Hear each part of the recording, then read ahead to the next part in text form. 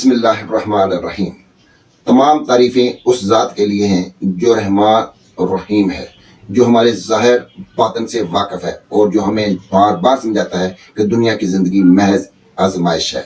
अस्सलाम वालेकुम दोस्तों, मैं हूं शाकर और आप देख रहे हैं शाकर टॉक्स। आज हम एक ऐसे अलमी पर बात करने जा रहे हैं जो न सिर्फ हमारी ज़ाती ज़िंदगी को नुकसान पहुंचा रहा है बल्कि पूरे माशरे को अंदर से खोखला कर रहा है।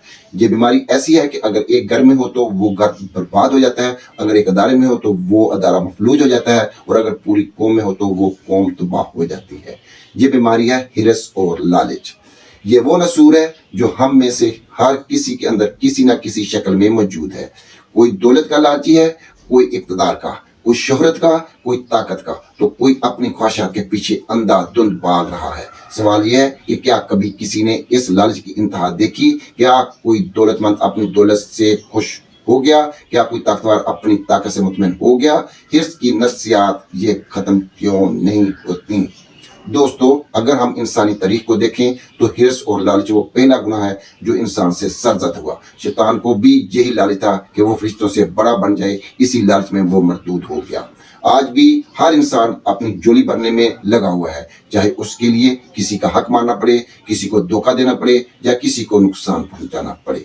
हिर्स की सबसे खतरनाक बात यह है कि ये कभी खत्म नहीं होती। एक छोटा दुकानदार अगर 2 रुपए की नजायज मुनाफाखोरी करता है तो कल वो 100 रुपए की करेगा, फिर 1000 की, फिर लाख की। एक बदनवान सियासतदान अगर एक स्कीम में करप्शन करता है तो फिर वो हर मंसूबे में करप्शन करेगा। यही वजह है कि जितना इंसान को मिलता जाता है उसकी ख्वाहिश उतनी ही बढ़ती जाती है।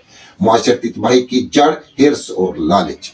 हम अगर अपने मुल्क की मौजूदा सूरत हाल को देखें तो हर तरफ इस लालच की तबाहकुन असरात नजर आते हैं। नंबर 1, करप्शन का राज। हर दायरे में बदनवानी है। आवाम के टैक्सों से बढ़ने वाले मंसूबे चंद हाथों में चले जाते हैं और आम आदमी बुनियादी सहूलियात से महरूम रहता है। नंबर 2, अकरबा परवरी और रिश्वत। नौकरियां मेरिट पर नहीं मिलती बल्कि पैसे देकर या सिफारशी खत के जरिए खरीदी जाती हैं। नंबर 3, महंगाई और नाजायज मुनाफाखोरी।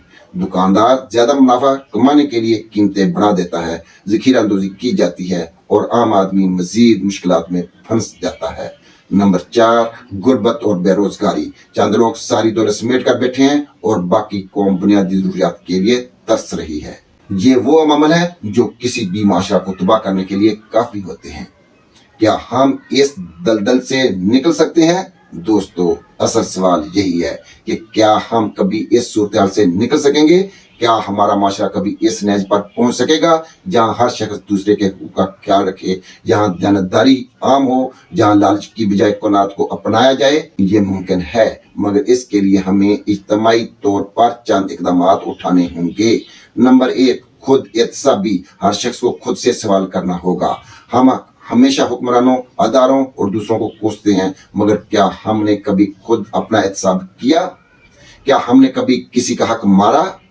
क्या हमने कभी झूठ बोला? क्या हमने कभी किसी को धोखा दिया?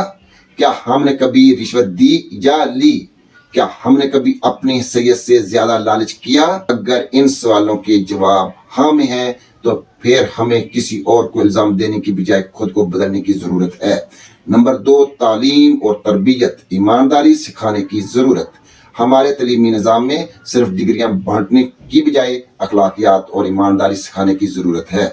हमें बच्चों को ये समझाना होगा कि कामयाबी का मतलब सिर्फ पैसा नहीं बल्कि इज्जत, दयानत और सच्चाई भी है। नंबर 3, सख्त कवानीन। बदनवानी को जुर्म समझना होगा। अगर करप्शन, धोखाधड़ी और बददियानती के खिलाफ सख्त कवानीन बनाए जाएं और उन पर अमल किया जाए तो लालच कम हो सकता है। हमें इन कौमों से सीखना होगा जहां करप्ट लोगों को सख्त सजाएं दी जाती हैं ताकि कोई भी गैर कानूनी तरीके से दौलत इकट्ठी करने की हिम्मत ना करे। नंबर 4, इस्लामी उसूलों पर अमल, क़नाअत और दयानतदारी। इस्लाम ने हमें वाज़ेह तौर पर समझाया है कि लालच इंसान को तबाह कर देता है। अगर हम अल्लाह और उसके रसूल पाक सल्लल्लाहु अलैहि वसल्लम की तालीमात पर अमल करें तो हमारा माशरा बेहतरीन बन सकता है। रसूल अकरम सल्लल्लाहु अलैहि वसल्लम ने फरमाया, असल दौलत क़नाअत है। यही वो सोच है जो हमें अपनाने की जरूरत है। अगर हम नहीं बदले तो हालात भी नहीं बदलेंगे।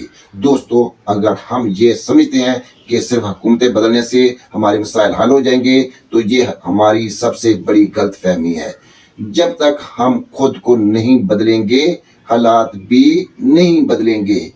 ہم سب کو اپنا احتساب کرنا ہوگا، اپنی غلطیوں کو تسلیم کرنا ہوگا اور اس عزم کے ساتھ آگے بڑھنا ہوگا کہ ہم اپنے حصے کی دیانتداری ضرور نبھائیں گے۔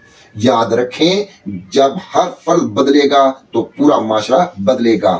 اللہ ہمیں سچائی، دیانتداری اور قناعت اپنانے کی توفیق عطا فرمائے۔ میں ہوں شاکر اور یہ تھا شاکر ٹاکس۔ اللہ حافظ۔